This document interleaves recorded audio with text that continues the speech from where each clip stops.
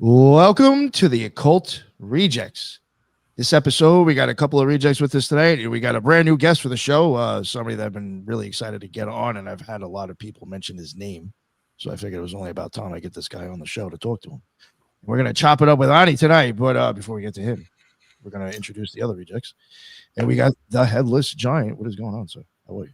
How you doing? I'm the Headless Giant. You can find me on X and on YouTube at the Headless Giant. And if you have any occult stories / metaphysical experiences / weird dreams, you can send them to my email at theheadlessgiantpodcast@gmail.com, and we will read those on Thursday nights. So check that out. And also on Sunday, we've got the trilogues with Ethan Indigo and Ricardo. Ricardo's back.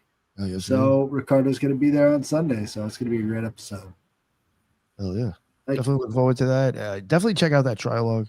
I think it's a great show. And if you send in any information on, well, any stories or whatever, leave your address. I'll send you some free fucking stickers so you make it worth it. You know, you can even make a story up at that point. So I'm not encouraging that. We got enough weird fucking wild real ones to begin with. So yeah. Now on to Jules, my man. What's going on? Yeah, what's going on, guys? Happy Friday. I'm Jules, host of the Gray Pill Podcast. Tomorrow morning, y'all can catch us live at 9:15 Esoteric Book Review. And then what else we got this weekend? Brian from Demon Erasers is coming on Sunday, so be sure to tune in for that. I think it's going to be 1 o'clock, 1:30 Central. Yeah. So yeah, you can find me over on Twitter at Gray Pill Pod. Over on Rumble, YouTube, Spotify, Apple Podcasts, patreon.com/Gray Pill Podcast. That's where we do the esoteric book reviews. We're doing them live right now, but they usually go straight to Patreon, and they don't leave from there, as well as watch parties, Elohim etymologies, sticker packs. We got some sticker packs. I talk about my stickers a bunch. A lot of cool stuff over at the Patreon. So yeah, and you can also support the show over there. So yeah. Happy to be here for another awesome episode. Happy to see Ani. It's been a minute. But yeah, man, let's go. Good to see you too, brother. All right. Yeah. And thank you, Jules, for even making this happen. You're the one who approached me and said you could get this guy on. And now he's here. He was looking for you. So I was like, hey, man, I know where he's at. Follow me, bro. Yeah, right. Yeah, well, I've been like a hermit for like the last few weeks anyway. So, but please, sir. Introduce yourself and let everybody know what your deal is and where they can find your work. And like, if you don't mind, just give me give everybody a little bit background of like kind of what you're into and the shit you talk about on your show. Yeah, everybody was telling me about the Occult Rejects. I've heard it several times. I probably caught some shows from you guys in the past, but I reached out to Jules because somebody mentioned you guys and wanted to get back on connecting with other communities. So I go by Ani Osaru. I run the Spiritual Shade Room on Instagram. Also run Nagaverse Network, the True Occult newspaper, through my Patreon, patreon.com/the_Spiritual Shade Room. And I have a YouTube channel, Ani Osaru, where we will tomorrow be breaking down the numogram decoded, the mystery decoded to, well, not tomorrow, on Sunday. I don't think it's Saturday yet. Sunday, we will be breaking that down if you guys want to tune into that. And a little bit background about me. Consider myself a metaphysicist. I've been lecturing, doing podcasts for about 10 years now. I go into occultism, very big into gematria, numbers type stuff. But I get deep into the esoteric science, mythology, anything you want to go through and chop it up about. I pretty much wear all the hats and go into these subject matters. Nice. I like that. Well, you'll fit in here. Yeah, so. Definitely. You already got my attention with some of the things you said, especially the science aspect. I'm working on something now for a show that I think might actually be my first book. It'll probably be the easiest one for me to do because of the way it'll be set up. Is that I'm actually going to show with herbs and crystals that half of the woo-woo effects these witches think they're getting from their spells is literally psychodrama, and what the crystals and the herbs are actually doing to your fucking cranial nerves. Literally. Let's go, man. I'm not knocking the magic, but I hate to say it, most of the stuff, when you start looking at the effects, how some of them will even give you 2 different effects, so it makes you feel fucking shocked at first, and then calming. Oh, the spell's working. I feel better already. Like it's all influence of actual science that's misunderstood, and we attribute it to some deity, some bad guy, and something that's going to help us. And this is what helps me deal with the things I can't fucking face. You know, really. And I try to sound too much on it, but I really do think there's a lot of that going on. And I think it will actually show the herb what it would be used for if you wanted to use it in magic, and then actually how it all affects you, like with your cranial nerves and your nervous system. And it's actually pretty fucking wild when you start like looking at how many, like some of them affect 2 or 3, and it's just like it's actually doing a lot to you, believe it or not. So it's I don't know. I'm going to do that with crystals and put that into one thing, so it'll be kind of like science and occultism. It'll probably piss off some witches, and people a little bit more on the other end will find it really interesting. Yeah. But isn't that the pitfall of like materialism to begin with? Is that the idea that these things can have any effect on the body is sort of downplayed because they don't immediately identify these things. But the fact of the matter is they didn't, like, look at Tylenol, for instance, right? Tylenol was approved by nobody, right? Nobody took the time to actually test this stuff to see if it was actually good for you. And now everybody's really surprised that, oh, it's linked to, you know, the A word that I can't say without getting us banned. So, you know, maybe there is something to this physical effect that people aren't seeing because they're so focused on, you know, well, all this physical matter doesn't have these residual effects, but they clearly do, you know? Yes, I agree. But yeah, so Ani, sorry to fucking, I ended up patting myself on the back for 5 minutes talking about my book. But yeah, No, back to you. Yeah. There's other people's attitudes and behaviors must be rubbing off on me.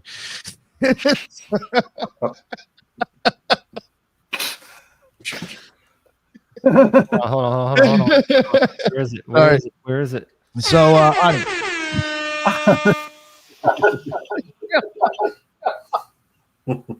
I'm done, dude. How am I going to be able to get serious with this shit now? Ani's like, yo, these guys are off the hook. Yeah.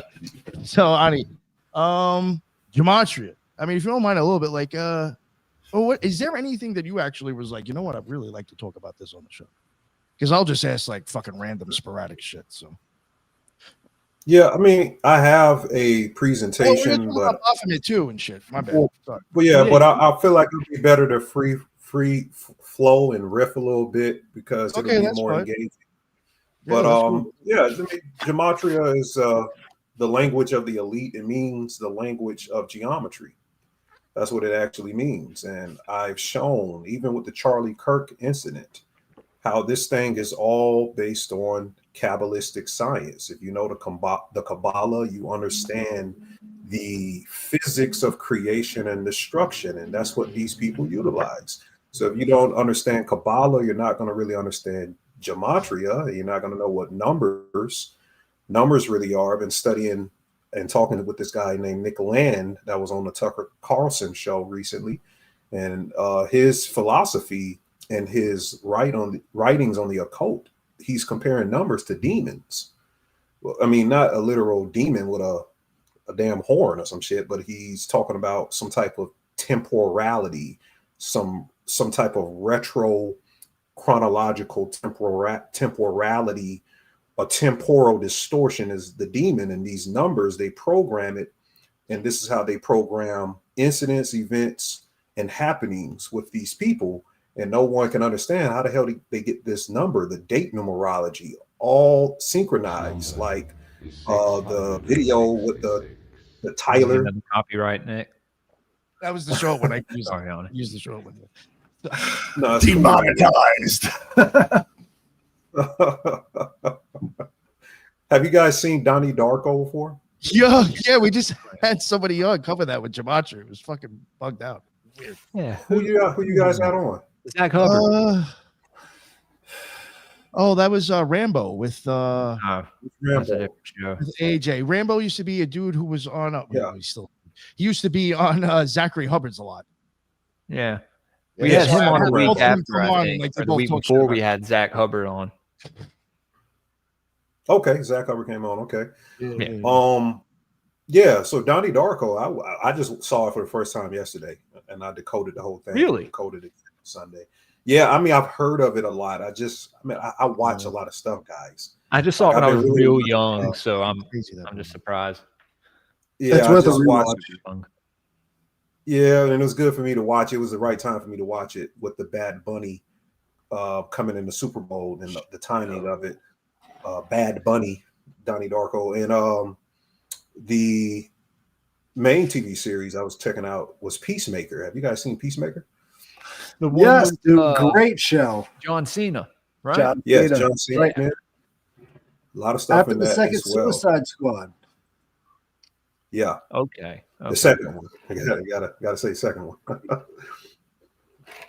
So the Donnie Darko connection is connected to Charlie Kirk as well.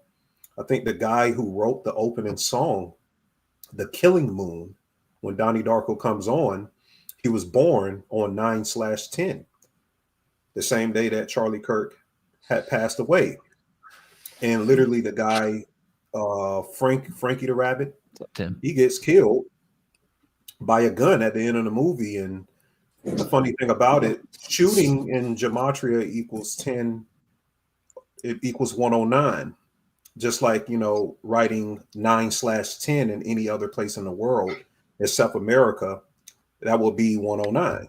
10/9, which is, it's kind of like a palindrome from yesterday. So, and speaking about yesterday, Erica Kirk announced that she's doing a halftime show to counter the Bad Bunny show in the connection of Donnie Darko. Jeez, dude, what? The American halftime She show. Didn't she already get her halftime show? Like, that's what the whole funeral was with all the fireworks. just got a and everything. record That was deal, the halftime show, right? It's WWE, baby. It's God. WWE. Come Yeah, on, All man. acting. Crazy, bro. Did you All guys acting. ever see the movie Embarrassing. Death to Smoochie? Yes. Smoochie. Yes. It This was a good whole movie. thing- Right, but this whole thing seems like the plot of Death to Smoochie, and Charlie Kirk is Smoochie, right? And they're all just sort of like trying to figure it out, and it's a big circus and all He this played by weird Ed Norton. stuff happening. Yeah. Yeah. Well, I think it was Ed Norton's. Yeah, I think that Ed Norton was Smoochie. Yeah. Yeah. Right. So are you going to have to change the channel to go and view that alternate halftime show? Yeah. What's going on, Tim? Haven't seen you in a minute, man. Hey, good to see you, man. Yeah, Tim, Good let to see everybody you know what's too. up.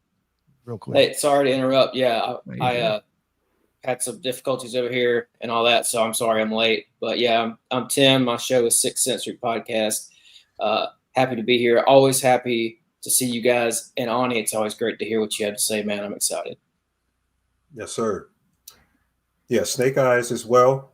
And you remember her eyes look like snake eyes, and this is the year of the snake, the Chinese year of the snake, currently. And in Donnie Darko at the beginning of the movie, it was a part of a plane crash into his house. That's what eventually kills him retro chronologically. But the Think beginning about of what's his year, guiding him. The thing that's coming out of his chest is like a snake, right? And that's Yeah, it was sort of like destiny. it was it's actually a silver cord in Right. occultism, the astral silver cord connection to the sublunar plane, because everything is about regulation of the moon cycles, which, the time he stated, the 28 days, that's all moon science. That's moon magic. The what sublunar we're plane, speaking would that be about, in the but- astral realm? It is. It's Hebdomadal and Gnosticism is where the archons live. Right. It will probably be where the lemurs would be in the numogram from Nick Land's point of view. But notice a part of a plane fell in his house. And remember, at the beginning of this year, it's all about planes falling out of the sky.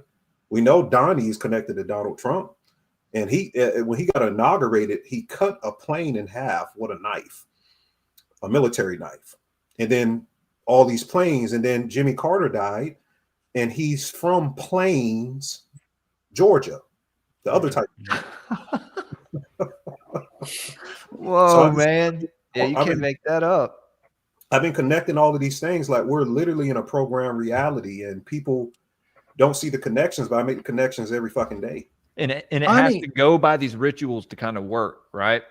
Yep. But here's the problem. That's a delicate fucking system. Everything has to go according to the time. If you can predict any of this stuff, the entire sort of thing of glass falls apart.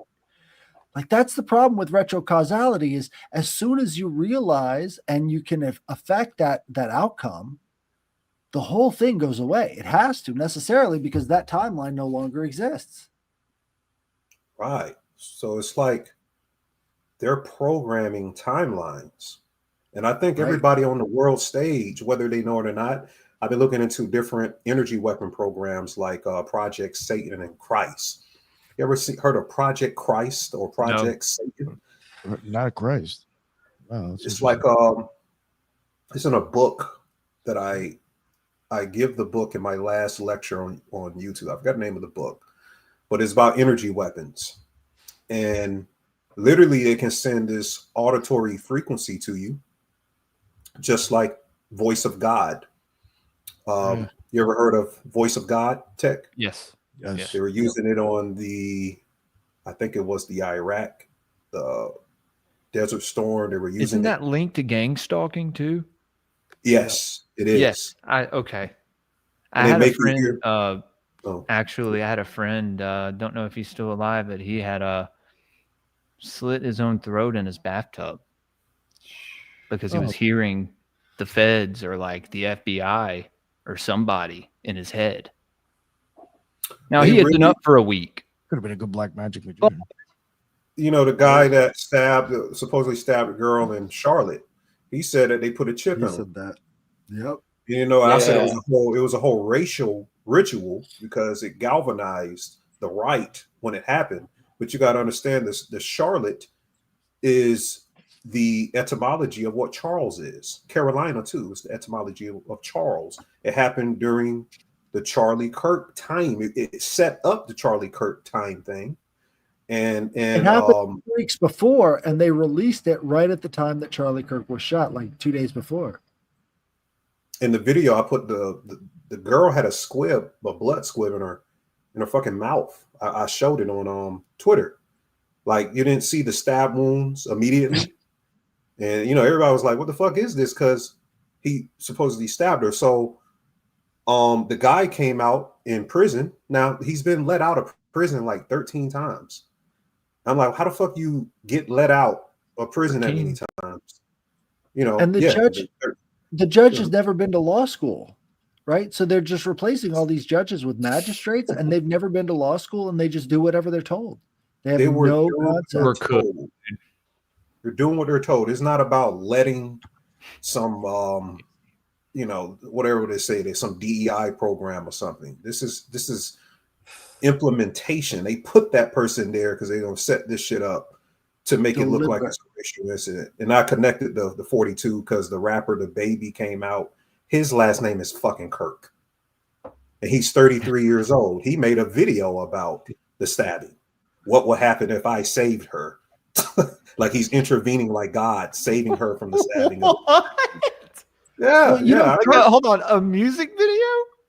He made a music video called "Save Me" about saving. Her name is Ariana, and look, and she's not even. They say that she died in the Ukrainian wars. Shit, AI said that she died years ago, 2023 or something. Wait, what? Yeah, we broke it all. So down. The whole thing could have been scripted. It's everything isn't real anymore, bro. Yeah. Nothing's real. Nothing is real. It's Erica Kirk. It's WWE, baby. It's WWE. Yo, I said the next day after that shit happened, I wish I was supposed to cover the topic, but I never did. Like, I was even going into like, just looking into her fucking mother and her family. They're fucking work for the DOD and fucking something else. And I was just like, already this shit is fucking fugazi. They're in EMP. They sell EMPs. What's the name of their company? G-Tech, out of Arizona. They sell they sell doomsday software. I was just like, this is fucking like. I was just like, this is insane. Like we're praising these people's daughter right now. I'm like, what the fuck's going on? Right? Shit is fucked up, man. Like, all this stuff tracks back to Phoenix, Arizona. I wasn't a big Charlie Kirk follower, but I went into some of his archives. It's like everything he did was centered around Phoenix, Arizona. If you know anything about history, you know Phoenix, Arizona is just basically an occult city, like from top to bottom, all of the history. This is where you would start to make these programmed people, you know, like that. It was that deep. That in shit the whole goes back thing. to Teal, man, in Stanford University and shit. Right. And Well, he comes out of Chicago, memorial. he's picked up, and then he goes down to Phoenix, Arizona. And then for the rest of the time, it's almost like he's playing out a script. It's really strange. Let's recant this. It started with the Charlotte incident, right?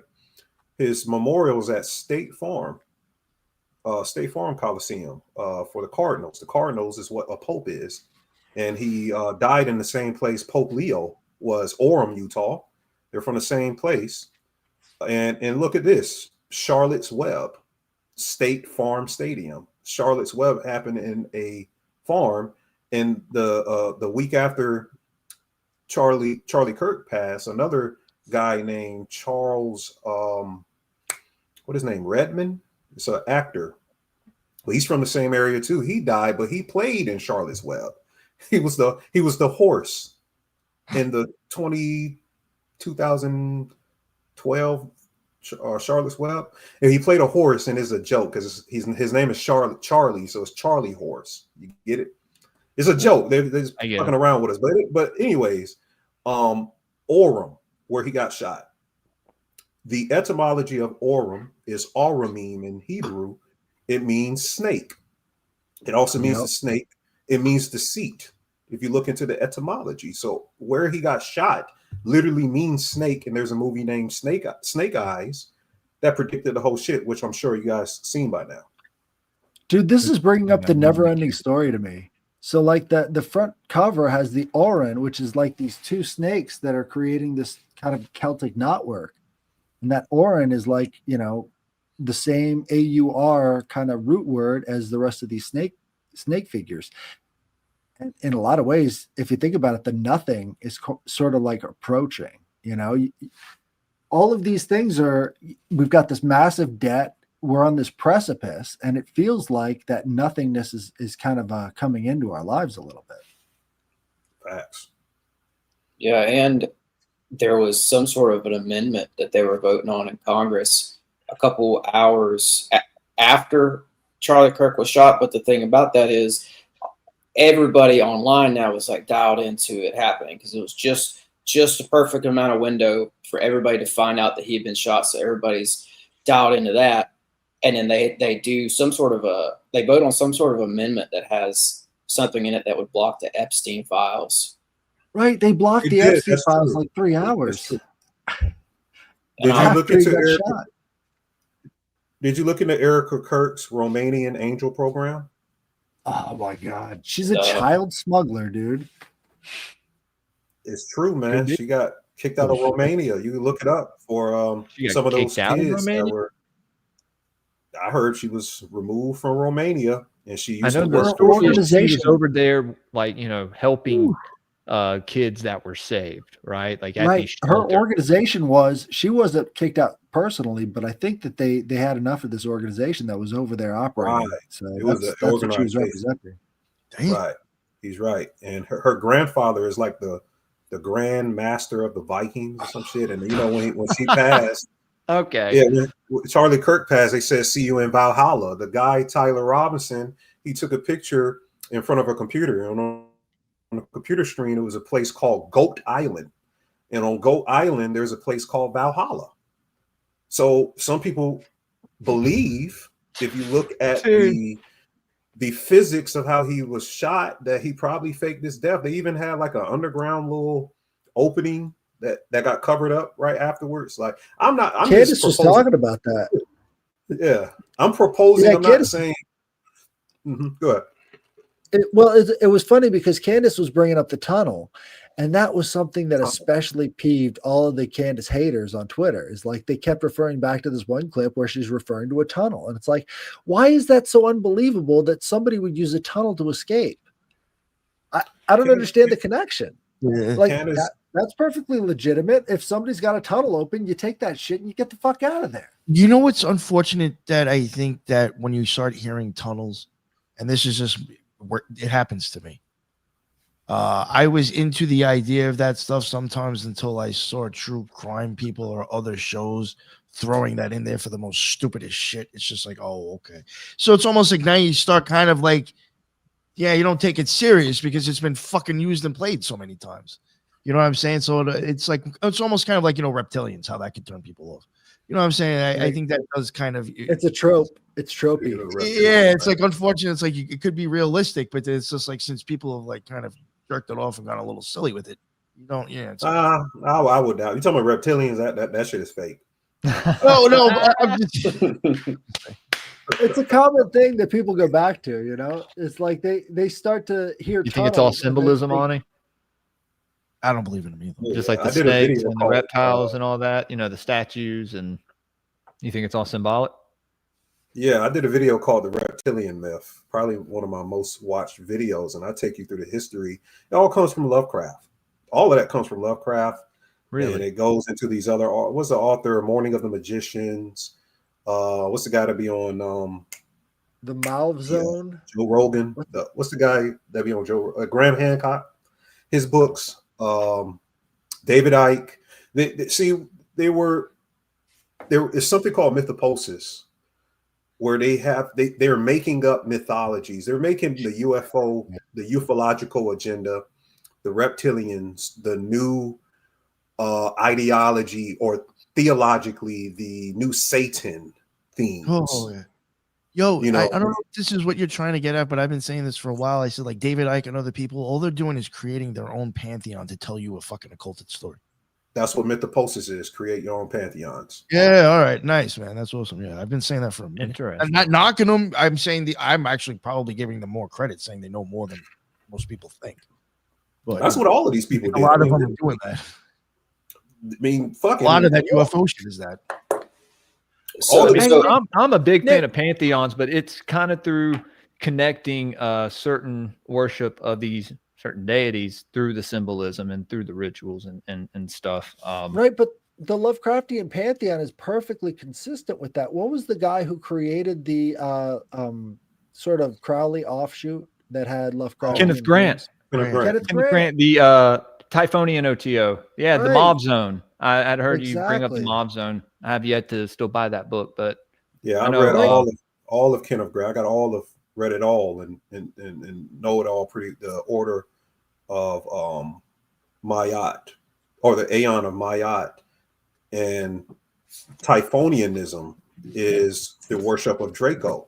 So the whole reptilian thing comes from a star constellation, and they felt like the people of that time felt like they were utterly destroyed when the first pole shift happened. They didn't understand what the fuck the pole shift was, so they was like, why isn't the stars telling time correctly? That's when Draco got demonized into Satan, because it wasn't telling the time. Over the time, the people who worshiped Draco, when it stopped, see, the pole star changes every couple thousands of years, just like the vault of the stars changes every 72 years. So these stars are moving. These things are moving across the vacuum of space, and these occultists are just studying the angles and what type of energy continuum comes out of the movement of these things. Every 2,600 years or something like that, the pole star shifts backwards in the equinox precession on the spring equinox. So when it moves backwards, it's going in the reverse direction as the rest of the precession. And so that's why they pay attention to it, is because that's related to the wobble of the North Star. Good because shit. Of our 23-degree offset of the axis. That's good shit right there. And the 26,000, God equals 26. There's no zeros in gematria. God equals 26. So what do you think about the people that have had these encounters with these reptile creatures? Do you think they're all lying, or do you think they're all hallucinating, or do you think they're having like a spiritual encounter? Maybe me and Tim, you guys go to Sixth Sensory podcast. We went deep on that. Like, me and Tim talked about it. Like, I said it's an egregore. Okay. Okay, so an egregore is a collective astral thought form that if you pour into it astrally, mentally, that's all religions. If you pour into it over time, you worship it or you feed it, your kids feed it, civilization feeds it, it becomes its own ontology, its own being in these other etherical planes, these plasma planes, and it starts to take on its own trajectory of itself. So these egregores, these collective astral thought forms, have existed. We created the reptilians and the grays long in ago, the astral plane by looking at Aleister Crowley Lamb drawings, and we believed it so much that we created these alternate rifts within the plasma continuum, where these parallel universes really have these things and is bleeding into our reality through our meditations, rituals, whatever, and people are worshiping it. Right. When do you But I think it goes. I just want to ask about the reptilian agenda real quick, because I just saw a comment that popped up about some of this popping up in the 50s around Mount Shasta. What do you think, Ani? When did the reptilian agenda sort of seep in around the same time of Roswell and 47 and all that? This is Mount Palomar. I brought on Alan H. Greenfield. You know who that is? Oh yeah. I've read his book. Yeah, he was in the OTO too. Yeah, I brought him on and he broke that down. I can't say it as well as he said it, but he broke that down when it actually began. And he goes deep into the Black Lodge and Twin Peaks. There we go. Did break down Twin Peaks because full Twin circle, Peaks, everybody. yeah, Sorry, it's a must see. What Bob is a tulpa, and the red room and the what's the other room called? I haven't seen it in years. Which room are you referring to? Where Bob exists. So you have one with the room above the convenience store, right? Yeah. Well, the different lodges. Tower of the Glory. You ever notice that on the door above the bar? There's in one of the. It says it on the bathroom door. Yeah, power in the glory. Power in the glory. I was like, yeah, can't make it any more obvious. The R&R or whatever it's called. I didn't know that. Yeah. What are we forgetting? Pieces. That's in Missing Pieces. That's the outtakes. You got to look that up if you've never watched it. Twin Peaks Missing Pieces. It's on YouTube. Yeah, it's on YouTube. We're watching it on Patreon right now, Ani. We're almost done with the return. We've tried to analyze the entire first, second season. We watched Fire Walk with me, and yeah, dude. Almost everyone in season 3 is a tulpa. You know, Fire Walk with me was wild. It's incredible in my opinion. It's pretty fucked up, but it's incredible. I'm a big fan of Lynch. If you can't tell. Oh, here's You're one. missing the significance of Bob. Bob, could you see him being a palindrome? Oh, that is sorry. And it starts with the B and it ends with the B. Bereshith, the first letter in the Bible. So it's like you're kind of implying sort of godhood by that. The owls are UFOs, by the way, if you guys didn't know. Yeah. That was always weird how they kind of got that little spin in there with like the owls aren't what they seem. Yeah. I always thought that was weird how we threw that in there. And the owl cave, dude. Then in the owl cave, you had like the fucking little map to the Black Lodge, which they don't know is a map at first. They think it's just some drawing or something. Cooper is a moonchild. You guys know what a moonchild is? I'm familiar with the term and not a direct definition. What is it on? 47. Okay. All right, so got a book called Moonchild. Say it again, Tim. Sorry, I was just saying Crowley's got that book called Moonchild, but go ahead. I'd like to hear your thoughts. Yeah, my wife used to own that book. Yeah, it's a fiction book, but it's a great book to absorb what it is. It's basically, to sum it up in so many words, someone is birthed for a specific ritual magical purpose, and their whole lives is a ritual.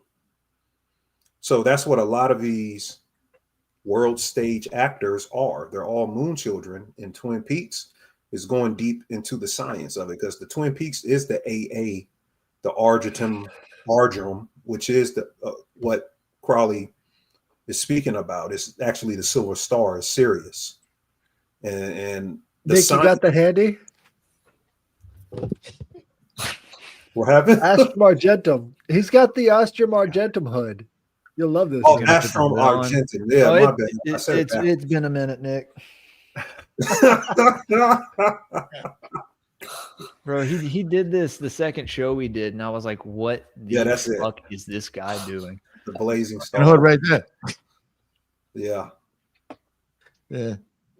So I thought you'd like that. Well, so some of these, this practice goes back probably millennia, and I know I was reading there was a guy who sort of spent a lot of time with one of LaVey's girls, and LaVey's girl said that she was consecrated at birth to be some sort of. They were like her whole upbringing was supposed to be leading her to a ritual moment that was going to, I don't know, they're going to do a lot of magic and make her some sort of a star child. I don't remember all the details, but I think that the practice of that seems to go way, way back, where certain babies are consecrated at birth for a purpose. yeah, it originates. So Egypt pyramids were used as harems for virgins, and certain astrological synodic months, really Vedic astrology. If the Vastu, the feng shui is right, the priest would bring the virgins in, and you heard of seraphims or seraphic beings, the fire, they're called petwa in voodoo, the hot spirits. They would call these things down, fallen angels. The fiery serpents, right? They look like fallen serpents. angels. Yeah, they exist on higher plasma. Joseph P. Farrell's book. Get Joseph P. Farrell's book on the plasma and patristics. Doesn't it have something to do with the energy? And it kind of looks like a serpent when you look at it in the other realm. Like if you're astral, if you're looking into the astral realm and you're viewing one of these. It depends on what frequency, because in the ancient world, they used to have sex visualizing each chakra lighting up until the main, or the Sahasrara, which is like the Yekidah in the Hebrew. It has to light up, and that's how they will pull a god down and birth it through semen and the eggs. But we started just fucking off the lower three chakras, and that's what kind of split the stream with racial stuff, and we started to bring beings from the lower three worlds, and they weren't coming from up here. So this was the infiltration of the archons into our genetics as well. They would call it Nephilim or stuff like that. But basically in these pyramids, they were bringing down the seraphic beings through these virgin women, and they were birthing the first moon child, or the Nephilim bloodlines, because now you have part archon and you have part the Homo sapien infused all in. So you're pretty much a homunculus, or your children are homunculus, or they're Nephilim, whatever you want to call it. They're a spliced, and their genetics are carrying these things. And certain people have tracked their bloodlines. These elites have tracked their bloodlines to these Babylonian workings, these different workings across, ancient civilizations. Yeah, man. Who do you think was doing these splices of this DNA, this genetic tinkering? Who do I think was doing it? Yeah. Like like beings, or like beings from somewhere else, or do you think they're just powers, just kind of working behind the scenes? No, pretty much intelligence. Their intelligence. They give the intelligence, and we carry it out. Man is the working form of perfection. We bring perfection. We're supposed to be the potentialities of perfection. So we bring it out, but I'm pretty sure, because I believe in quantum theory. I believe in parallel realities. There's shit, you watched Peacemaker. It's fucking 99 alternate plus dimensions out here where very well it could have been something like that. But I don't believe that it's all just one thing. It was just physical, right. That's it, or it's just spiritual. I think it's a mixture of both. Cool. Okay. That's what I. Yeah. So that Mount Palomar, that's associated with Georgia Dempsey. I just pulled it up here, and they've got that Palomar Observatory out there too. Yeah. So I don't know if that was put there in relation to all the UFO stuff that popped off, but I just thought that this was interesting because you're spot on with that Mount Palomar thing, man. Like 1950s, a lot of UFO stuff was coming out of there with the Dempsey at the helm. Yeah, they even showed how they pop in and out of existence because they're reverse engineering UFOs. But there's real spiritual ships out here too now. There's real plasmic ships as well. So it's not all German tech. I mean, I think the best ufology we have, the Germans did probably the best job of reverse engineering it. But some of these ships, they're not physical. So it depends. What are you looking at when you see the UFOs? Are you looking at the physical ship or are you looking at the plasma? The Merkaba. Right. Crazy shit. Crawley and Kenneth Grant said that most of the plasma ships are magicians having sex. They're projecting their androgyne soul because we were split in half in the Gnostic text by a tyrant being, which you may know, Yaldabaoth, Yahweh. Mm-hmm. When he split the soul in half, that'll make a Christian faint hearing that. Hey, have you ever seen the movie Hedwig and the Angry Inch? Say Nobody? It again. Mm-mm. Hedwig and the Angry Inch. It's a rock opera musical. Okay, so they have this one whole sequence called The Origin of Love, where they're using this Platonic story of how the earth was actually flat and people were two sexes melded up together. So you would have men and men, you would have women and women, and then women and men would be all mashed up back to back, right? And that's the original people.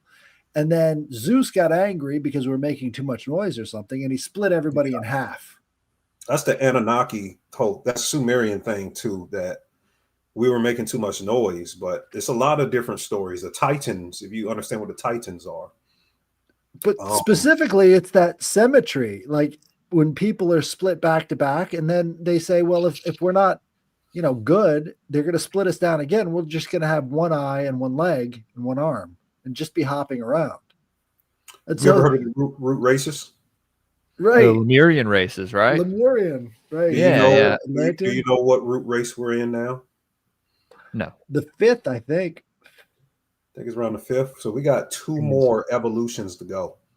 And they said the next one, we grow another spine. Oh, just like the Jacqueline and Boaz. What for the people who don't have one, they'll just only have one. That's not bad. I mean, it's a start, finally, Yeah, there's shit out of luck. But something I want to ask you real quick. I'm sorry, I'm going to fucking forget. It's already like a little bit ahead, but you're talking about egregores before. Yeah. Do you think like what happened with like BLM even a while back ago? Do you think that was almost kind of like an egregore in a sense? Like, and I would even say now with Charlie Kirk, the people's reaction, could that actually create the egregore really? That's the whole purpose of it. Look at the I mean, I think that's a lot of egregore work. Look at the symbol of Turning Point USA.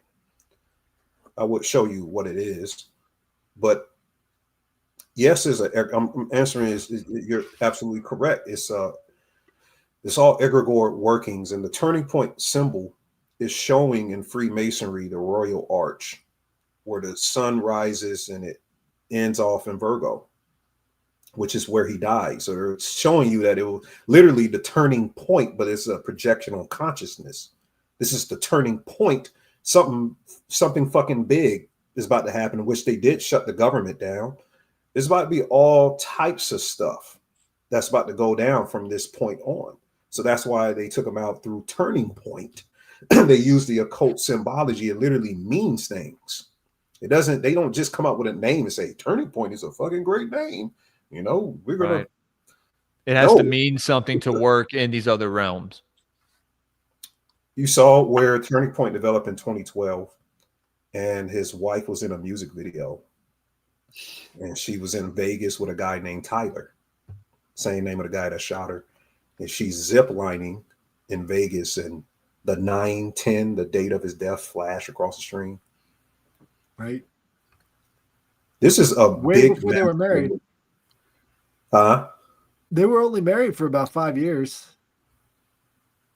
Like that was I before that. proposed something that probably has some people unfollow me. I said that Charlie Kirk never existed. Oh, Yo, yeah, that's a hot take, bro. I'm just saying, as a person, yeah, we saw him and we heard his name, but he's a moonchild. His life was just a magical ritual. that was And a another lot of thing I was people going to are. bring up. The whole moonchild thing. I mean, anybody can really go find this. It's called The Secret Rituals of the OTO.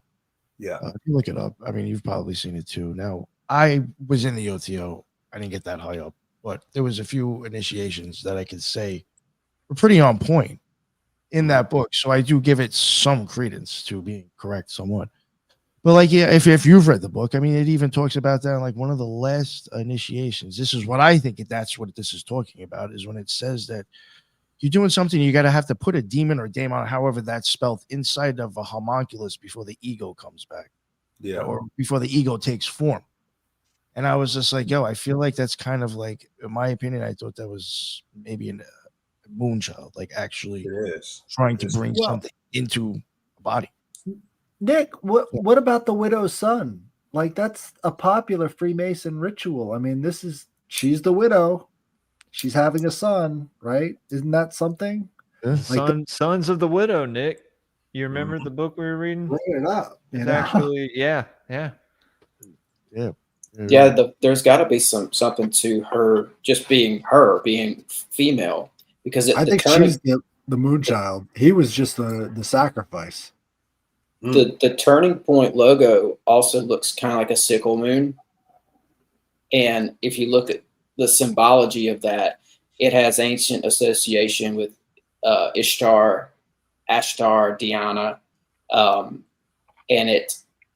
the Virgin Goddess. There's some weird stuff with Mary there too, women of the apocalypse. So I don't know, just throwing it out there. Her being female might have something to do with the ritual. Minoan priestesses had 2 snakes in either hand. They were snake handlers. He passed away 33 days for his birthday, and he died on World Theater Day. No, doesn't him and Floyd even have the same birthday? I didn't know that about him. All he talked about was George Floyd. Also neck issues too. Oh man, that connects too, because both of them.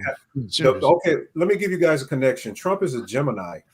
Gemini is ruled by Mercury. Mercury rules the neck. He was shot. That plays orange. Goes with Hode. Right, but he was shot in the neck. Mercury rules the neck. So is Mercury is like the foundation of all the fucking alchemy. These are Mercury rituals that they're doing, you know, like literally, you know, and Donald Trump he plays as the archetypical engine of the tarot deck. And each of these people, if you look at certain things, they're projecting the tarot cards, the Rider's Waite deck. There's even an older deck called the Sola Busta deck during the Italian Renaissance, where they were showing you how the elites reincarnate back into their bloodlines. It's called the Game of Saturn. I've seen that deck. I think that's the one that doesn't have any Saturn. Christian iconography anywhere in it. I think it was like the first, or maybe, I think it was the first tarot deck where there was absolutely no, like zero Christian iconography in it whatsoever. Yeah, absolutely correct. Hey, Ani, have you ever heard of the Bembine Tablet of Isis? Yes, I have. The Ben stone. No, it's a BEMBINE tablet, and this was created sometime in the Middle Ages, right? It's not Egyptian, but it is in perfect hieroglyphic relief before they actually had a really good translation of the hieroglyphics, and it depicts all of the cards on the major arcana in the tarot using Egyptian figures. I haven't heard of that before. Check it out, dude. It is fucking like to decode this thing is just incredible. It's BEMBINE tablet. Ben Bean. I'm not surprised. I mean, they probably was studying how to project the egregore from way back then. Pygmalionism. Pygmalion. Yeah, Oh, yeah. making the statues come to Pygmalionism. life. Yeah, how to put a spirit in a statue. They probably was practicing. That's where we get the golem from. Like the Pygmalion storyline is sort of like consistent all throughout the ages, and that's also the homunculus, you know. And now AI is the golem. Ooh. And, That's scary. and AI is what Kabbalah was. Is some of its purpose was to project the Dude. AI. Pick up your phone and then unlock it for me. What do you see? That's the Kabbalah tree. Oh, Every shit. time we open our phones up, we're fucking using the Kabbalah tree. Hey, look, have you I ever love noticed, it, man. You ever notice it's a iPhone? Like the eye? That's wild, dude. Oh, Fuck. that fuck is right, bud. Yeah, that Kabbalah shit was crazy. That was a good one, bro. I mean, it's like hopscotch was like possibly based off of Kabbalah. Yep. It's the same Hopscotch, yeah. stuff. What? Yo, dude, y'all gotta stop, dude. Y'all are getting. I don't know. It's me. like I guess if I was stoned and an occultist, you might actually come up with that idea. I don't know. You fucking Wow. They say the origin of the name is a old trans goddess. I don't know if I can say that word, but you ever heard of Kai Bell? Yes. Yep. We were talking about Kai Bell last Friday. Yeah, Robbie. You talked about. Okay, her original name is Kubala. It's Kubala, and you know the worship of the black stone and all of that type stuff is. They're literally. And you heard of the worshippers of Kai Bell was the Gali, where they became eunuchs, and what's happening today? Statue of Liberty. Their dicks off. Why the eunuchs? This is what we always come back to: is why in the ancient world were eunuchs so like ubiquitous? Like everywhere there are these eunuchs. Like what is it about chopping your junk off? And then I start thinking about like aliens, right? They're always extracting sperm from people, and the only ones who would be immune to that would be these people, Gali, like these high priests who started out as slaves, and the only way they could achieve anything in life is by castrating themselves. And so they would do that and become high priests who are now, not, targets of alien abduction, which is strange to think about. But if you think about the spirits back then and how everybody was being possessed and they had these weird demonic things happening, that could be the same sort of phenomena we see with the aliens today. Like that could be part of creating this timeline. That's true. That's true. I was thinking about what you guys said right before you said what you said, but it don't slip my mind by now. What were we talking about right before that? Kybali. Yeah. Yeah, is she Greece, Athens, Rome as well? No, it's right there in the armpit of Turkey. Anatolia. Anatolia. Yeah. Right. Thrace. Kai Bell. Thrace. Yeah, we were talking about Thrace, bro. At the Anatolian Look at the Olympics, the 2024 Olympics. That was Kai Bell, all of that. Okay. Well, Kai Bell was brought back to Rome during the Punic War. So Rome ended out. Did I miss it? Oh, don't say anything. Don't say shit, bro. Don't say shit. I ain't saying it. We were talking about it before the show, guys. Yeah, right. Fucking this guy's head rearing up, and people's strikes will be getting hit. They had these they had these books called the Sibylline Oracles, right? And these Sibylline books were how they would predict the future. And during the Punic Wars, when Hannibal is invading from the Alps, they were told you have to go to Thrace and pick up this massive black stone of the goddess Cybele and bring it back to Rome so that you can be victorious.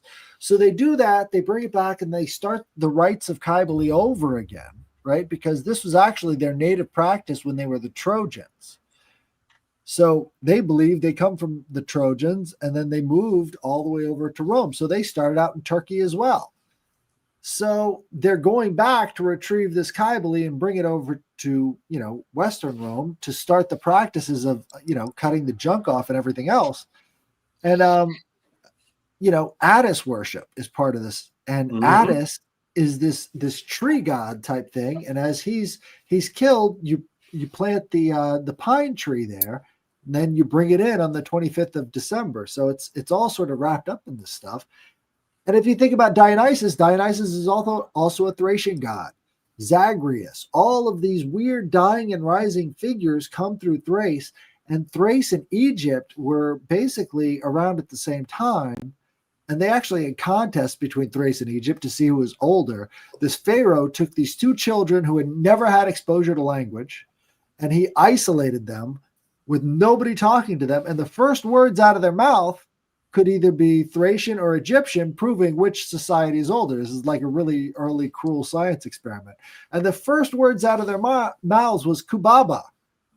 I told Kubaba, which is the name of Cybele, the oldest goddess before written language, right? All of these Venus of Willendorf and all the rest of these little figurines all around Europe from 40,000 years ago, that's the earliest representation of this very same goddess. And it's transferred through that region of Thrace, which is this uniting of East and West. That's where the two continents come together. You just blew my mind. So you heard about the 3-eye Atlas comet? Yeah. Right. The Sumerian linguistics or etymon of comet was Kuba. The black stone. It's the fucking comet black stone. And the Kaaba in Mecca. Kaaba and Ka and Ba is the spirit and the soul. But you think about Baba. Get a book by Anthony. Is it Anthony Peake? No, it's Anthony Peake wrote the Daemon. But it's called The Serpent and the Rainbow. Nice. I love that. In that book, he mentions the Baba. Baba, how babies say Baba or Ba. It is literally the tongue represents the serpent. The upper region of your mouth is heaven and the lower region is hell. And Baba literally means the god of heaven and hell. Then you hear in Russian mythology, Baba Yaga. Yeah, and then you look at the Epic of Gilgamesh and you see you got to finish the metaphor. You didn't finish the metaphor. What are the teeth? What is the air passing around the teeth? These are the ancient megaliths, right? Between the sky and the earth, and they would come together at these places where the wind would flow around these stones like speech, right? This is where they would also align themselves to the rest of the universe. So the whole idea of logos itself goes back to the time when we were communicating on a whole different level with each other. Right? That's kind of where the whole idea of telepathy and speaking together in dreams and stuff sort of comes out of, is that whole megalithic period. Somebody said telepathy. One of the first telepathic languages is called Krypton. I read that in a old book. Said Krypton. Said you literally learn how to push a thought in a person's head. There's like magic I was teaching on Patreon, how to zing a person, literally threading a light and hitting a person in the face with light is how you push a thought in their head. And sort of like just going back to Donnie Darko, remember he had that thread coming out of him. Right. And the thread was linking to the TV screen. It was linking the people. and he was able either to project himself forward. Remember, he was giving the analogy with the physics teacher of how to time travel or how to travel is really astral travel, but I guess time travel because they're connecting it to Trump's uncle, who literally has the Nikola Tesla documents of time travel. Then you got the Baron Trump thing. Is he? You also got the threads. You also got the thread. So it's like the thread of your life is your destiny. And so this whole thing is centered around maybe, you know, the souls are destined to do something predetermined. Right. So you can literally shift the trajectory of travel, and interdimensional travel is through plasma as well. That's why the plasma resurgence happened within the last 10 years. And keep talking about plasma. I don't believe planets are solid. I think everything is plasma. And I study Vedic astrology, and Vedic astrology is very advanced when you break down the 27 of chakras and you look deep into what's called the tithis, how the moon moves at these mathematical arithmetic turning points through these nakshatras, these stars, literally affects all of our consciousness. It literally is the plasma's movement. Its system of movement is understanding the Vedas or Vidya. Rahu and Ketu. Rahu and Ketu. Yep, Rahu and Ketu. Yeah. We were talking about this earlier. There are these gravitational deflections at 60 degrees on either side of the moon that actually collects plasma, right? So these are like gravitational dead zones because of the mass of the moon in its orbit. Well, let me ask you a question. Plasma. Rahu and Ketu, it's right there. Let me ask y'all a question. Do you think the moon is really a rock? I don't know what it is. All I know is the math, and the math does not add up on the moon. That it's a light, you know, that it's plasma, that it's a rock, you know. I mean, there's hollow, yeah, that it rings like a bell when you hit it, or reverberates. So they kept not overestimating the gravity of the thing and overshooting the moon when they were doing test runs, which is one of the reasons why they think that they didn't actually get there, is because they couldn't actually land any rockets on it because they kept screwing up the mass of the moon. You've got to, you know, calculate the gravity as these things are on approach. And they kept overshooting it because they kept overestimating the gravity of this thing, the mass. Did you guys see a movie called Moonfall? I've heard of it. Came Is that out James Bond? Came out like 3 years ago. What? That's Halle Berry. Moonraker. It's Halle Berry last movie she was in, but inside of the moon was like a whole fucking alien base with plasma intelligence. Shit was real crazy, bro. And they said like the moon is a machine that makes stars in the movie. Like that's the original purpose. And they showed how it comes apart and makes stars and shit. So every man and woman is a star. The star.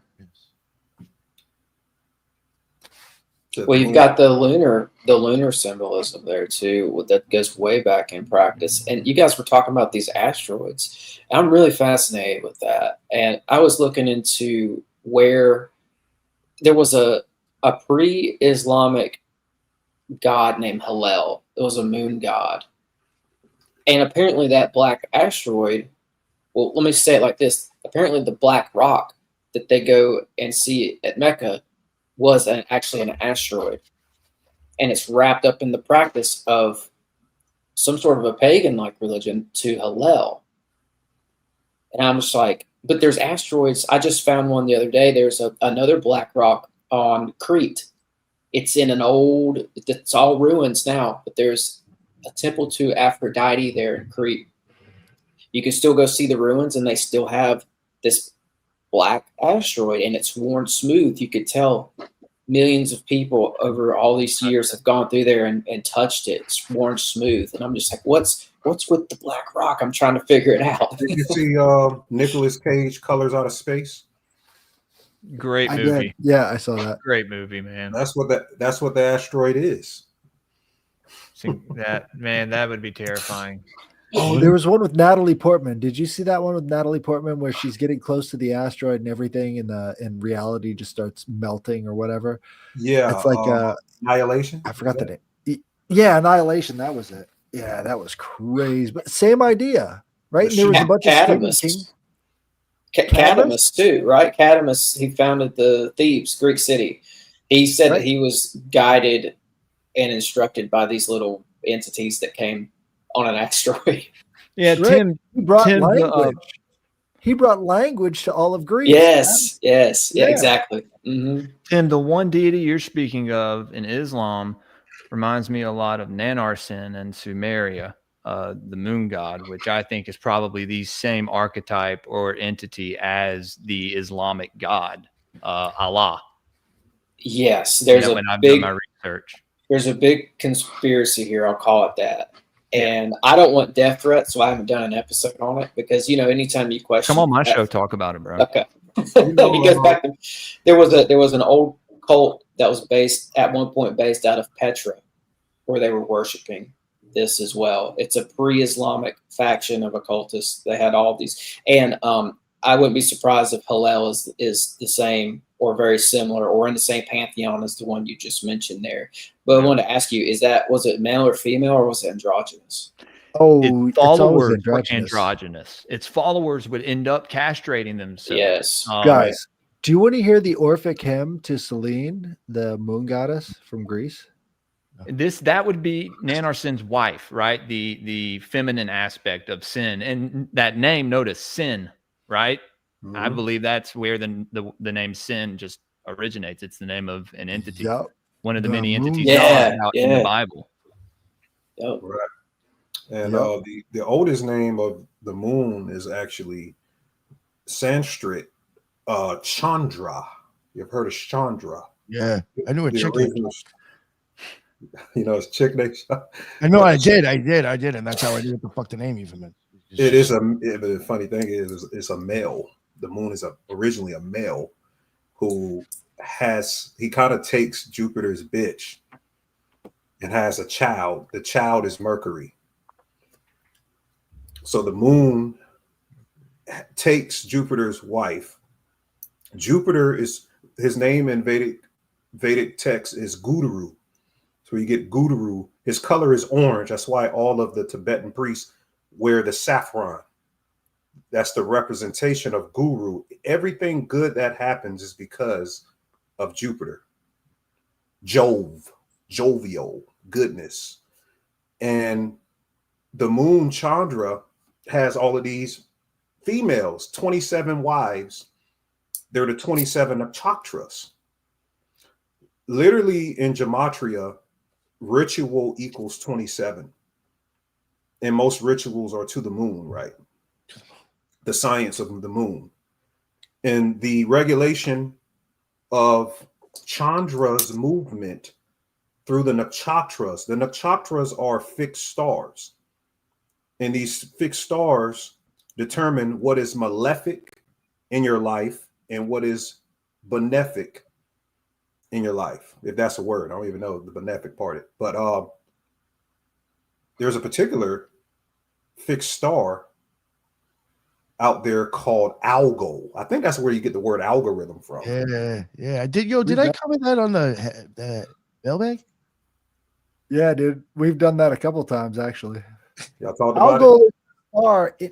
Algol is the star in the constellation Perseus, right? Mm-hmm. This is the head of Medusa, and he's holding it out.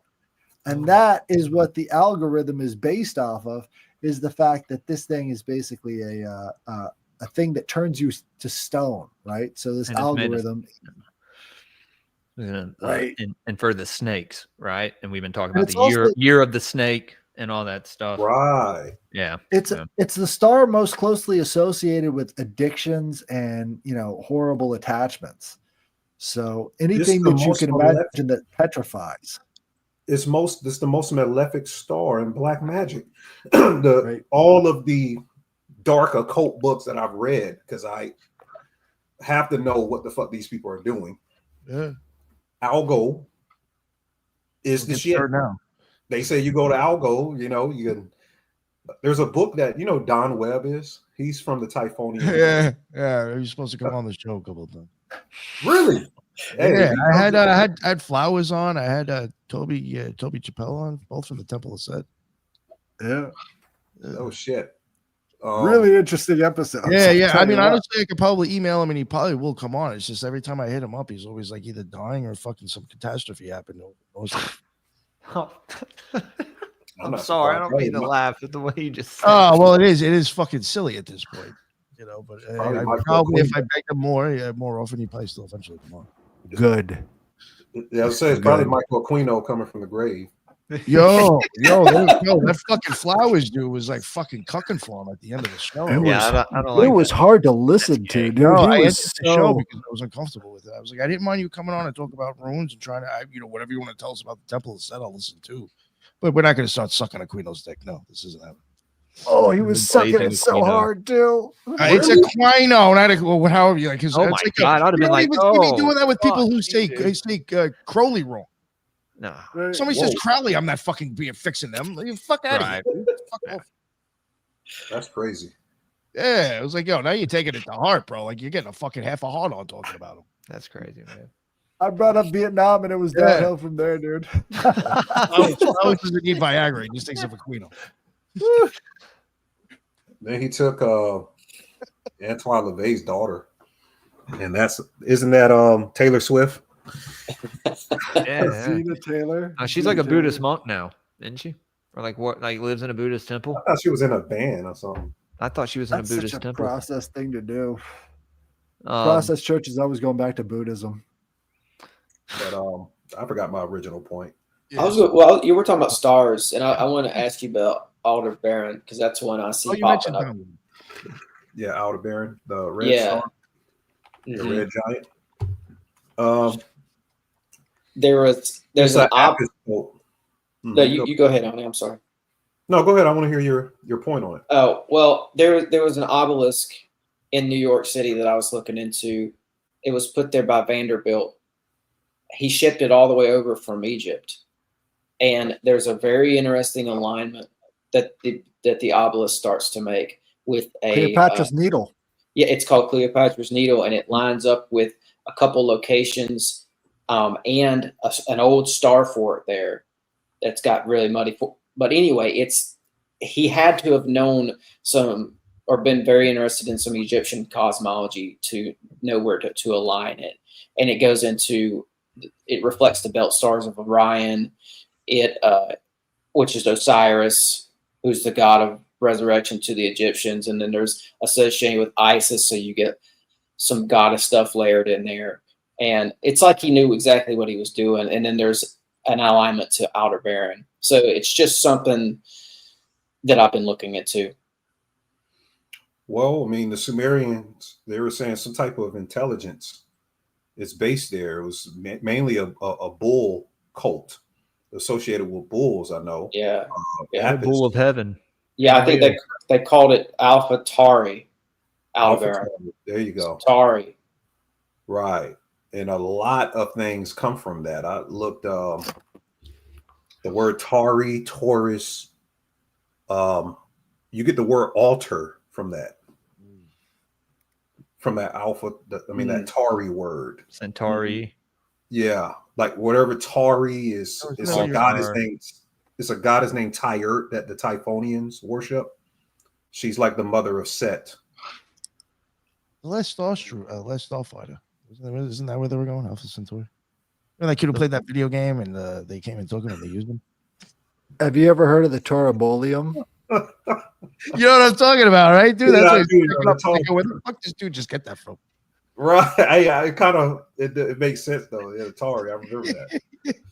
The Torabolium in Rome was a place where they would sacrifice bulls, and the aspirant trying to get into the cult would kneel under this giant metal rack that the bull would be standing on.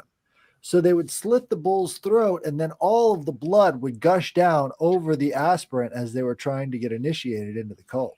The Torabolium. Isn't that Israel, their assassins, or the Israel? I know we can't go deep into that, but didn't they say something about The The red same- heifer, yeah. They already killed it and they No, have not the the red ashes. heifer, but what you said about the neck. They said like Charlie That's Kirk's kosher. assassin- Yeah. What's Kosher up? It's killing like- is always through the neck. Okay. Oh, that's what I was looking at. Yeah. Also, Yeah. like symbolism to to keep them from talking, right? To shut them up. Yeah. Right. The Wouldn't vow it, of right? silence. Yeah. Yeah. Yeah. This shit was crazy, bro.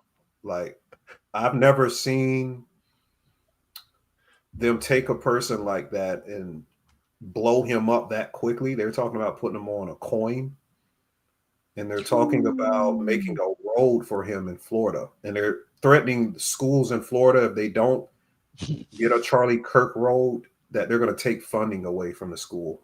Like how different is that? It's like, yo, you're literally doing the same. Like, if that was the left, they would be flipping the fuck out if there was people who were making those terms. Oh, it'll be some. That's the type of shit they retaliation. were doing a few years ago. Almost. I mean, they might have actually been bigger dicks about it this time with this. They whatever. just had a perfect inversion. It's a perfect inversion. Like Yeah. we're bombing Iran. It's like, what are we doing? Thank No, you. Thank you. It's something I Thank didn't even said before. They have totally switched sides, and it's fucking unreal. It doesn't make any sense. Like they're actually constantly contradicting themselves. Yep. It's got to be part of the magical practice, because I think at that point that's when like the MK Ultra starts to kick in. Yeah, I mean, fuck, if you on the right left shit, you're completely in the spell. You're inside of the spell. But one more rabbit hole we can go into. Have you guys heard of the Sabbatean Frankists? Yeah. A ton. Talked about him on Already Dead back when I was on that show. I think the problem is everybody thinks that these Sabbatean Frankists are atheists. They are the exact opposite. These people are so militantly religious that they are willing to do horrible acts that any other person would be completely disgusted to do. And that's how religious they are, right? Is because they're willing to subject themselves to these horrors that are beyond imaginable that they're doing to other people because of their religious devotion to God and trying to bring him back. That's a different level of zealotry that I don't think people have really examined yet. These people are the inner circles of what the Illuminati or the cryptocracy actually practice. You know, Sabbatai Zevi, he deemed himself the Jewish Messiah in 1666, 666. Oh, yeah. And then, Nathan of Gat. Go ahead. Yeah, Nathan of Gaza. That was his. Oh yeah, I did it. I wasn't expecting another one. And there was never a first one. I just threw it in there anyway. Thank you, sir. I'm bringing it back. Sabbatai.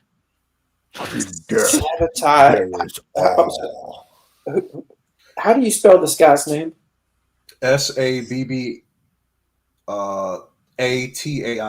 Sabbatai Zevi. Zevi. TZEBI, I believe. But Yo, go, you know what? There's a good series on that on the Occult Rejects. If you ever heard of them, go check them out. It's like fucking 3 years old though. I don't expect anybody to know that shit. It's still good, dude. Oh, I know it All was. No, it's just that was old. That was like 3-4 years ago. Yeah. So y'all went into Jakob Frank and Adam Yeah. Weishaupt, and I mean, inversionism is why I brought it up. Inversionism. That's exactly what it is. Yeah. Their magic is inversionism, and the Lyrianic Kabbalah. You heard of the Zerapin ritual? Yeah. I'm not. So they believe by You're teaching us a lot of new stuff tonight, Ollie, or me at least. That's great, because Yes. when you regurgitate things over and over, somebody keeps coming to my post saying that all celebrities are inverts. I'm like, I like your enthusiasm, but what's the science? Give me the science. And I gave them free Martinism. Looking at free Martinism, the skull and bone. Oh, we know about Martinism. We got Heidi Love on the case. No, I know you. Free Martinism is like they are their gender, but their skeletons are the opposite gender. Oh. Look up free Martinism. So if you look at the skull and bone symbol, look at the lemurs. Look at the bones. One is half of the face is female and the other half is male. Oh, it's very Janus almost. Look at, yeah. So most of these people who are moon children, they're born through IVF births. Look into the series Gen V and the boys. They're literally talking about like IVF free Martins. And that's why you be seeing their skulls. It's fucking Sabbateanism, is inversion. We're in an inversion society, or it's inversion civilization now, or an inversion spell where everything is fucking flipped inside out of what we thought reality is. Like, that's what's occurring.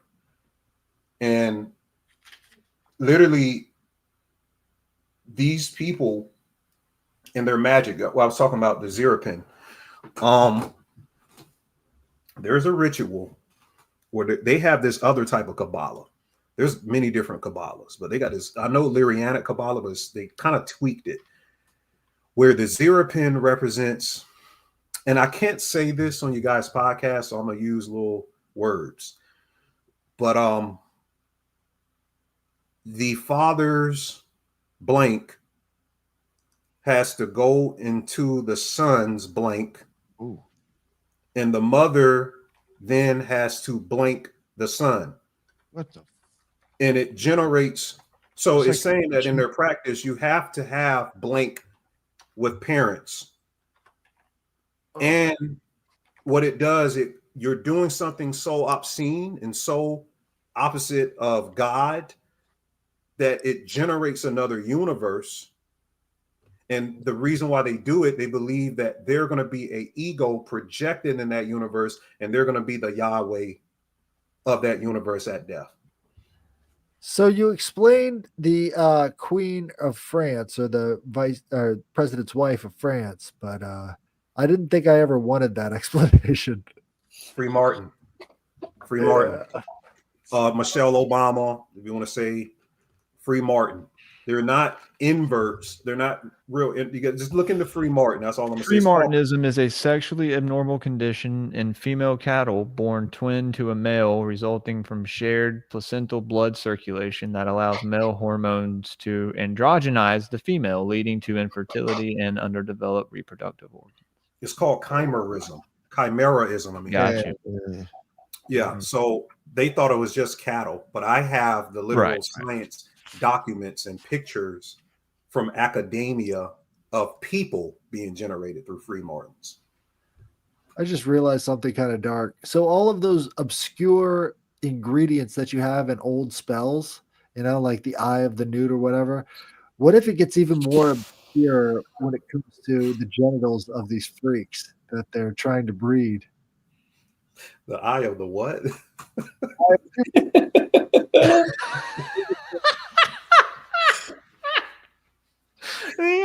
The eye of the newt.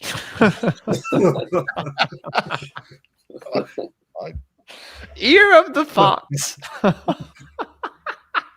Sorry. You guys were a blast, man. Oh man. That guy's name means Saturn too. It's Zebedee. I looked it up. Yep. Wow. Sabbath. Yeah, Sabbath. Sabbath is Saturn. Yeah. Saturn's Day. Sabbath Yeah. day, Saturday, Saturn's day. Yeah. All roads lead back to Didn't, that. didn't even, you mentioned the Lemuric Kabbalah before, right? Didn't even Blavatsky even say like that's like some of the like the shit poorest fucking version of the Kabbalah? She even shit on his shit. Yeah. She's a work. She has a lot. She's a work. That's all I'm gonna say. Yeah, oh yeah. Yo, did you ever hear that shit about Crowley blaming her for the fucking murders? You gotta look at Pascal B. Randolph. He gets overlooked a lot because Dude, I always talk about Pascal B. Randolph. He's the one who brought sex magic to the United States. Right. And Crowley kind of jacked his swag. Oh, he jacked a lot of people. And they say Blavatsky. Yeah, Blavatsky literally hated this guy. She called him the N-word. And she also, they say that she's the one that had him shot. He was shot in the head. So, Ani, have you ever read the 70 or 67th convocation of the Order of the Rosy Cross? Yeah, the Rosy Cross. Yeah, I have. A while back, I did a video on it. the 67th convocation has all of this stuff from 1916 where they're telling their people not to vaccinate, that there's a pyramid of fire off the coast of Cuba, and that they have the seal of the United States printed in this book before, like 20 years before it gets introduced to the rest of the United States. And it's a meeting of the Illuminati, the Knights Templar, the Freemasons, and several other occult groups. And that's what the 67th convocation is. It's a crazy book, dude. It's all in there. That's crazy. People don't know the Jesuits are the Illuminati, or at the top. The Crown Corporation has to be looked into. And they got this Pegasus in this building. I have to look up the name of the building, but it's in London, and it has the Jesuit sun in the background, pretty much saying that these people run everything, bro. They're the assassins of the Catholic Church. And I've done so much gematria decodes, and the word Jesuit, Society of Jesus, IH. I was watching Donnie Darko. They go to a school with the fucking IHS on top of the building. That's the Jesuits. Yep. Anytime you see IHS, that shit is that's Jesuits. Isus Hominum Salvador. I think it's for the glory of God or something like that. Fauci was a dead Jesuit. Yeah, he was Jesuit. Trump is a Jesuit. He was trained at Fordham University. But yeah, the 201 thing. The 201 is the synodic months of the moon, going back to the moon. 201 is about eclipses, studying 21, right? It's also about 21, right? Yeah. Yeah, and there's 201 steps on the Great Pyramid. But the thing about it is, like, these people have used Jesus and created an egregore out of Jesus. Because they used to say, Ignatius of Loyola used to say, well, when we kill people, we can just say, well, Jesus told us to do it. Yeah. You know? Well, just like we were talking about earlier, they created one out of the Baphomet. They created one out of the devil, right? Like the Catholic image of the red devil with the tail and the pitchfork and the horns, right? All the horns being symbolic, it all being symbolic originally, right? Like even the pitchfork, but they portray it as some form of evil, you know, but now it exists in the ether, in some other realms, right? And maybe even manifest physically, you know, especially because fear is a very strong emotion, and people fear these things that they don't understand or that's fed to them as something that's horrific, you know? So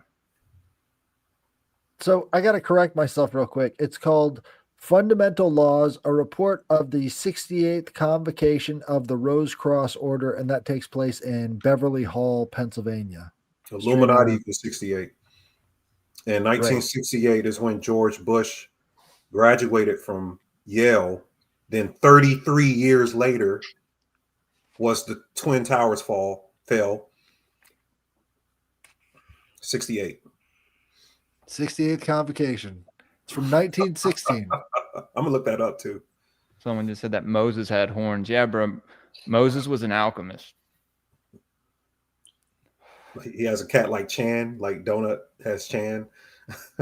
He's got this thing. dude. He likes to be picked up and stretched now. So anytime he comes over to me and starts clawing me, that's what he wants. Yeah, cats are very, very auspicious and mystical. This is like how they say Schrodinger's cat.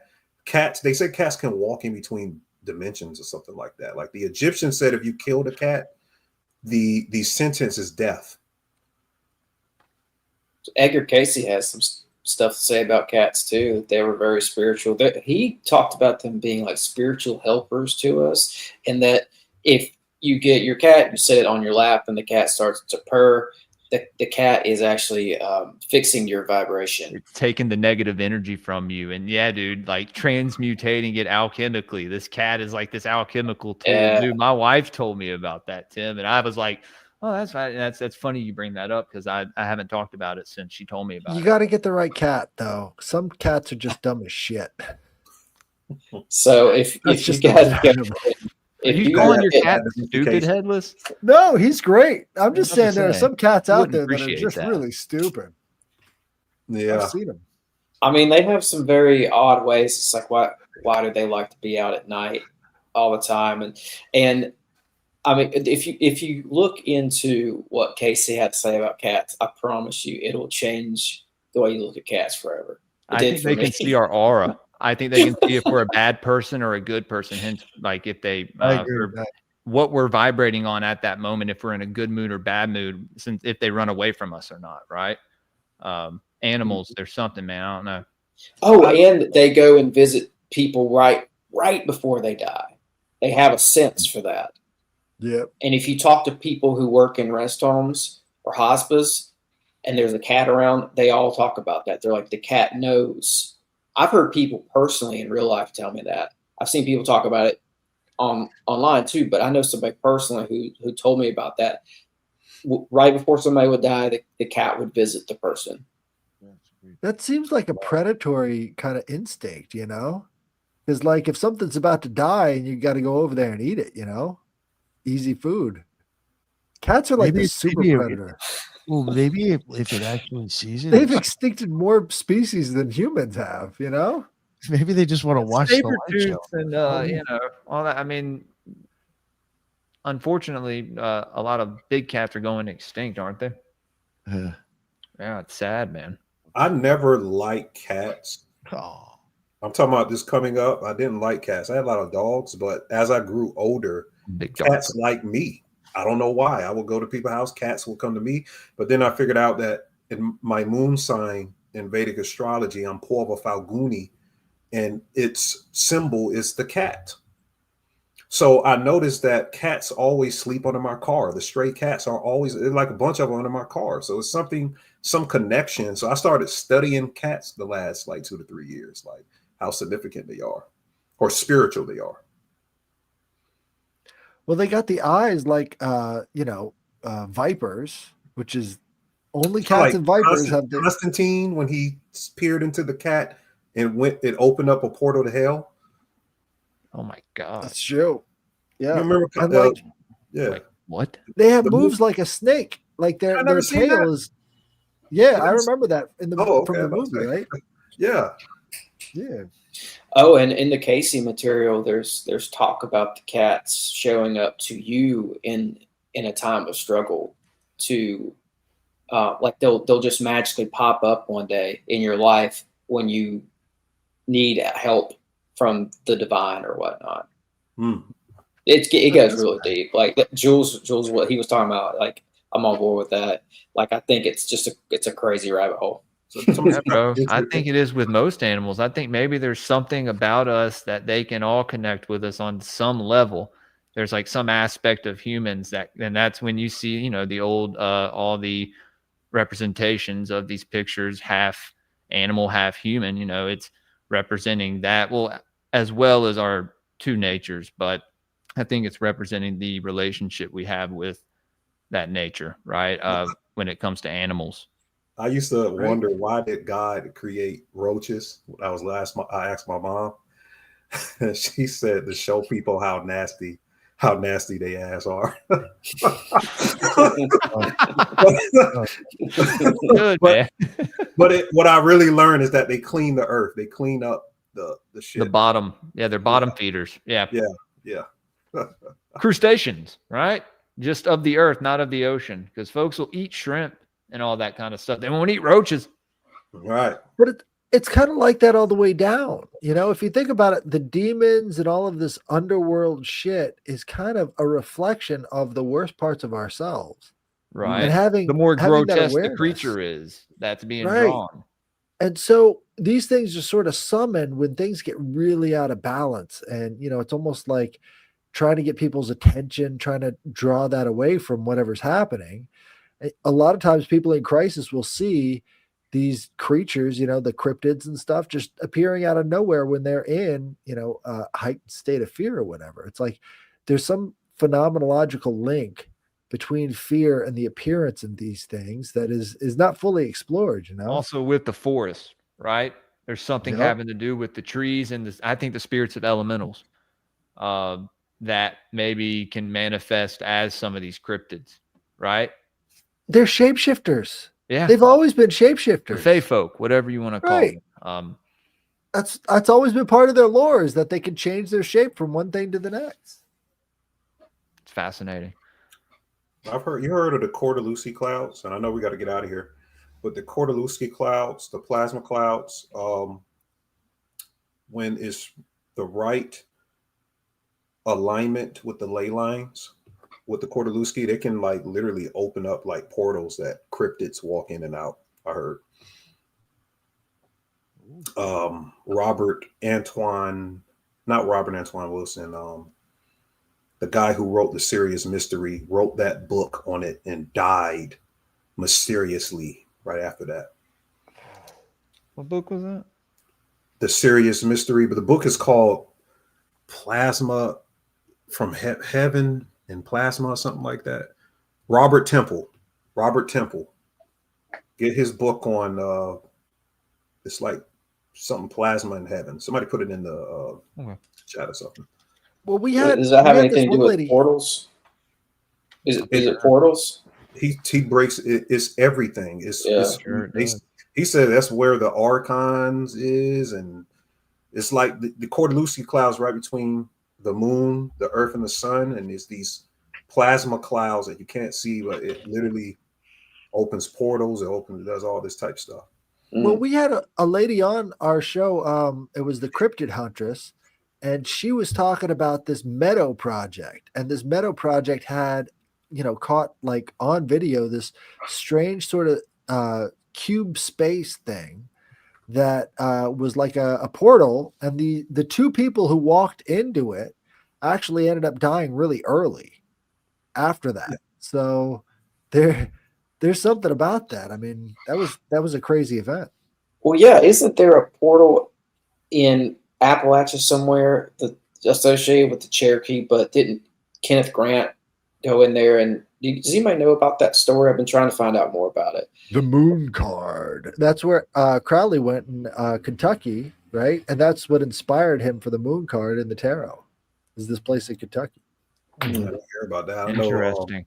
There's something about the South. I'm telling you. And it's got a werewolf on it. And we're this cryptid shit that's sort of involved, and LBL, all these sort of man, beast, dog man things.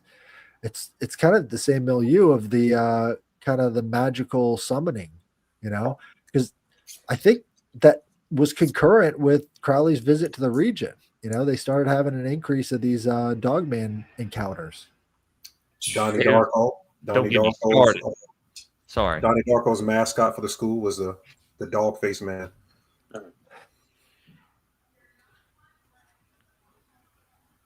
Something about these dogmen. Yeah. It was great, guys. Yeah. Awesome. Thanks for coming. No, for sure. We'll definitely have to get you back on. Just banger on it. Yeah, hell yeah. No, thank you very much, man. You want to let everybody? Actually, we'll have everybody else plug the shows, and then we'll let you plug yours again at the end. Headless, let everybody know what's up and tell them about this mail. All right. Yeah, you can send your weird, occult, strange, awesome dream or whatever experience to my mailbag at headlessgiantpodcast@gmail.com, and we read those every Thursday. So you should check out that show and definitely send me your mail. Also, I've got the trilogues on Sunday, so check me out on Twitter and YouTube and also Instagram. Thanks. Oh, thank you, sir. I appreciate you coming on. And Jules, what is going on, sir? Guys, this was a great episode. Learned a lot, had a lot of fun. Y'all can follow me on X at Graypilled Pod, on Instagram at Graypilled_podcast. Over there on Rumble, YouTube, Spotify, Apple Podcasts, all that good stuff. Patreon. You can also go to Locals if you're on Rumble a bunch. And I post all the links there, but we do a lot of cool stuff on Patreon. Like I said, you get a free sticker pack. We do the esoteric book review and the watch parties on Patreon only. Elohim etymology episodes drop there first when I get those back going. And you get links to certain chats and discords, and it's become part of the inner circle of Gray Pilled. And it's a good way to support the show. Like I said, tomorrow morning, 9:15 Central, esoteric book review. I'll be streaming that. Me, Season of the Rat, Subliminal Messenger, and Nick will be there. And Headless welcome to join us if you're awake. And then we have a show, I believe, later in the day on Occult Rejects. And then Sunday, Brian from Demon Erasers will be coming on around noon, maybe a little afternoon. So I'll keep you guys updated on that. But yeah, it was a great show, guys. Hell yeah. No, thank you, sir. And thank you for making this happen. I appreciate it, Jules. Always, man. No. Yeah. Glad I could connect my friends. You know. Hell yeah. No, sure. Tim, my man, thank you so much for being able to make it. Totally forgot to even send out the invite. I was late on that. I apologize. It's all good. Happy to be here, man. Thanks, Nick. Yeah, my show is, and I saw somebody in the comments asking for our show. So, yes. I appreciate that. Appreciate that people out there are cool and care. My show is Sixth Sensory Podcast. I spell it out SIX. I'm on YouTube, Spotify, Apple, Instagram, and yeah, come check it out. And if you want, you can go and type in Ani when you come to my channel, and you'll get a banger of an episode there too. Very nice. Very nice. Check that out. Oh, yeah. Oh, real quick before we get to Ani, just so I don't forget to plug some Occult Reject stuff too. The 18th in Florida, in Fort Myers, we'll be down there. We got a booth. And also Brooke from Dark Florida, who's part of the Rejects crew, she will also be one of the speakers there.